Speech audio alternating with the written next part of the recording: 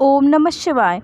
तो आइए रसपान करते हैं श्रावण माह महात्म्य का 23वां अध्याय, जिसमें कृष्ण जन्माष्टमी व्रत का वर्णन किया गया है। ईश्वर बोले, हे सनत कुमार, श्रावण मास में कृष्ण पक्ष की अष्टमी को वृष के चंद्रमा में अर्धरात्रि में इस प्रकार के शुभ योग में देवकी ने वसुदेव से श्री कृष्ण को जन्म दिया। भारत के पश्चिम प्रदेशों में युगादि तिथि के अनुसार मास का नामकरण होता है, अतः श्रावण कृष्ण अष्टमी को भाद्रपद अष्टमी समझना चाहिए। सूर्य के सिंह राशि में प्रवेश करने पर इस श्रेष्ठ महोत्सव को करना चाहिए। सप्तमी के दिन अल्प आहार करें। इस दिन दंत धावन करके उपवास के नियम का पालन करें और जितेंद्रिय होकर रात में शयन करें। जो मनुष्य केवल उपवास के द्वारा कृष्ण जन्माष्टमी का दिन व्यतीत करता है, वह 7 जन्मों के किए गए पापों से मुक्त हो जाता है, इसमें संदेह नहीं है। पापों से मुक्त होकर गुणों के साथ जो वास होता है, उसी को सभी भोगों से रहित उपवास जानना चाहिए। अष्टमी के दिन नदी आदि के निर्मल जल में तिलों से स्नान करके किसी उत्तम स्थान में देवकी का सुंदर सूती का गृह बनाना चाहिए, जो अनेक वर्ण के वस्त्रों, कलशों, फलों, पुष्पों तथा दीपों से सुशोभित हो और चंदन तथा अगरू से सुवासित हो। उसमें हरि वंश पुराण के अनुसार गोकुल लीला की रचना करें और उसे बाजों की ध्वनियाँ तथा नृत्य गीत आदि मंगल से सदायुक्त रहें। उस गृह के मध्य में षष्ठी देवी के प्रतिमा सहित स्वर्ण, चांदी, ताम्र, पीतल, मिट्टी, काष्ठ अथवा मणि की अनेक रंगों से लिखी हुई श्री कृष्ण की प्रतिमा स्थापित करें। वहाँ 8 शल्य वाले पलंग के ऊपर सभी शुभ लक्षणों से संपन्न प्रसूतावस्था वाली देवी की मूर्ति रखकर उन सबको एक मंच पर स्थापित करें और उस पलंग में स्तनपान करते हुए सुप्त बाल रूप श्री कृष्ण को भी स्थापित करें। उस सूतिका गृह में एक स्थान पर कन्या को जन्म दी हुई यशोदा को श्री कृष्ण के समीप लिखें। साथ ही साथ हाथ जोड़े हुए देवताओं, यक्षों, विद्याधरों तथा अन्य देव योनियों को भी लिखें और वहीं पर खड्ग तथा ढाल धारण करके खड़े हुए वासुदेव को भी लिखें।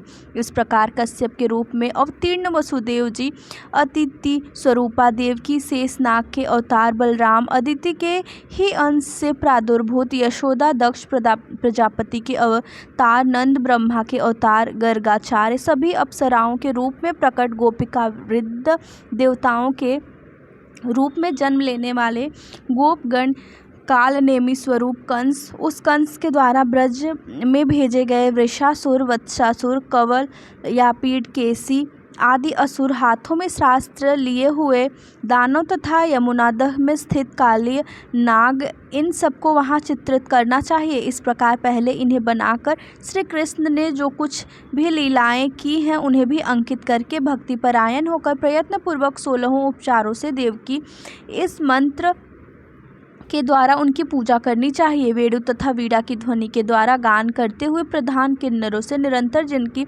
स्तुति की जाती है, हाथों में भृंगारी, दर्पण, दुर्वा, दधी, कलश लिए हुए किन्नर जिसकी सेवा कर रहे हैं, जो सैया के ऊपर सुंदर आसन पर भली भांति विराजमान है, जो अत्यंत प्रसन्न मुखमंडल वाली हैं तथा पुत्र से शोभयामान है, वह देवताओं की माता तथा विजय सूता देवी देवकी अपने पति वासुदेव सहित सुशोभित हो रही हैं। उसके बाद विधि जानने वाले मनुष्य को चाहिए कि आदि में प्रणव तथा अंत में नमः से युक्त करके अलग अलग सभी के नामों का उच्चारण करके सभी पापों से मुक्त के लिए देवकी, वासुदेव, बलदेव, नंद तथा यशोदा की पृथक पृथक पूजा करनी चाहिए। उसके बाद चंद्रमा के उदय होने पर श्री हरि का स्मरण करते हुए चंद्रमा को अर्घ्य प्रदान करें। इस प्रकार करना चाहिए। हे क्षीर सागर से प्रादुर्भूत, हे अत्रिगोत्र में उत्पन्न, आपको नमस्कार है। हे रोहिणी कांत, मेरे इस अर्घ्य को आप स्वीकार कीजिए। देवकी के साथ वासुदेव, नंद के साथ यशोदा, रोहिणी के साथ चंद्रमा और श्री कृष्ण के साथ बलराम की विधिवत पूजा कर कि मनुष्य कौन सी परम दुर्लभ वस्तु को नहीं प्राप्त कर सकता। कृष्णाष्टमी का व्रत एक करुण एकादशी व्रत के समान होता है। इस प्रकार उस रात पूजन करके प्रातः नवमी तिथि को भगवती का नाम महोत्सव वैसे ही मनाना चाहिए जैसे श्री कृष्ण का हुआ था। उसके बाद भक्ति पूर्वक ब्राह्मणों को भोजन कराना चाहिए और उन्हें जो जो अभिष्ट हो, गौ, धन आदि प्रदान करना चाहिए। उस समय यह कहना चाहिए, श्री कृष्ण मेरे ऊपर प्रसन्न हो, गौ तथा ब्राह्मण का हित करने वाले आप वासुदेव को नमस्कार है, शांति हो, कल्याण हो, ऐसा कहकर उनका विसर्जन कर देना चाहिए। उसके बाद मौन होकर बंधु बांधवों के साथ भोजन करना चाहिए। इस प्रकार जो प्रत्येक वर्ष विधान पूर्वक कृष्ण तथा भगवती का जन्म महोत्सव मनाता है वह यथोक्त फल प्राप्त करता है। उसे पुत्र संतान आरोग्य तथा अतुल सौभाग्य प्राप्त होता है। वह इस लोक में धार्मिक बुद्धि वाला होकर मृत्यु के बाद वैकुंठ लोक को जाता है।